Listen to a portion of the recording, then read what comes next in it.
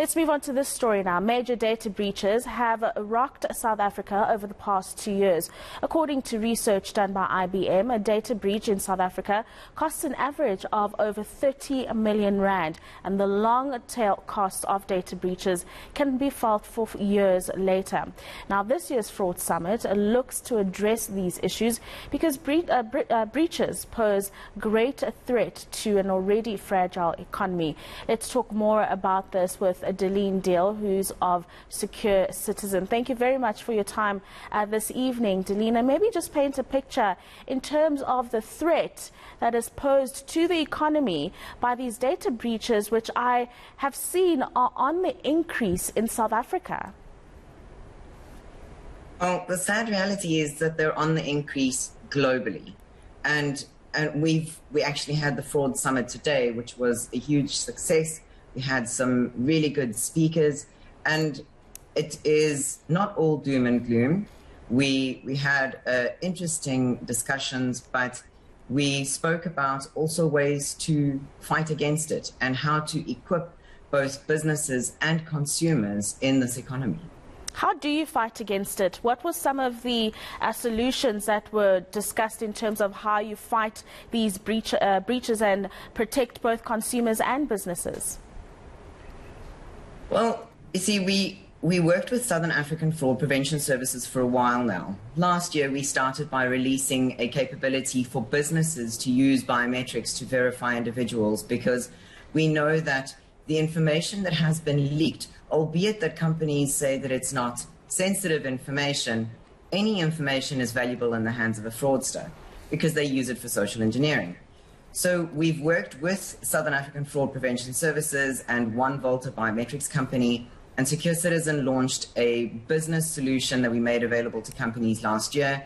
And at this year's summit, we did a soft launch of the new consumer solution, which is going to see the ability for consumers to have contactless and biometric deliveries done with the likes of Skynet.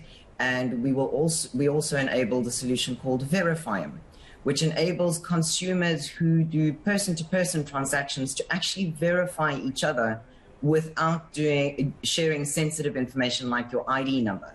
You can literally verify the individual using biometrics against the Department of Home Affairs and SAFPS's database with the sharing of a cell phone number and a selfie. And the magic happens inside Secure Citizen with no sensitive information being walked away by the other party.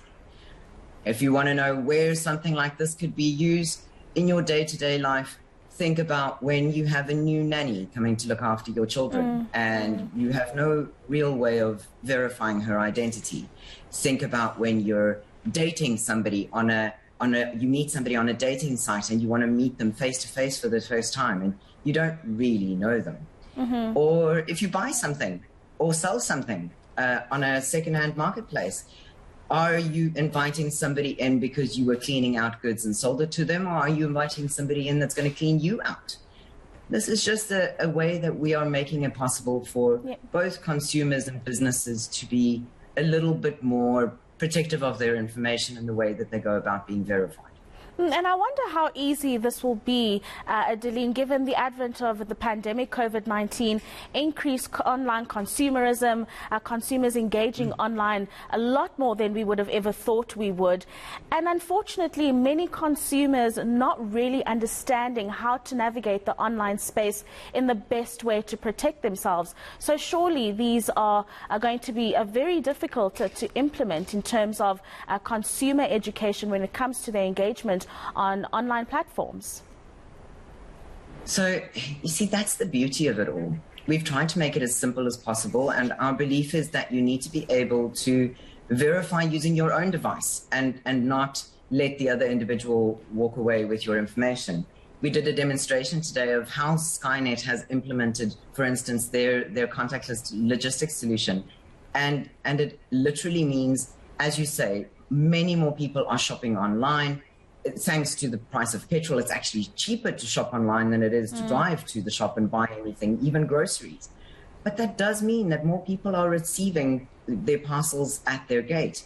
And due to COVID, we don't want to touch items that we know other people have touched, like pens, like clipboards, like a delivery device. So by simply scanning a QR code and then taking a selfie, you are actually able to verify that you are who you claim to be. We have kept it simplistic for that very reason. No, absolutely. Thank you very much, Dalene Deale, who is of Secure Citizen, joining us to speak about the major implications on the economy that fraud has in South Africa and the fact that it's grown globally. But as you've heard there are some solutions. Here's a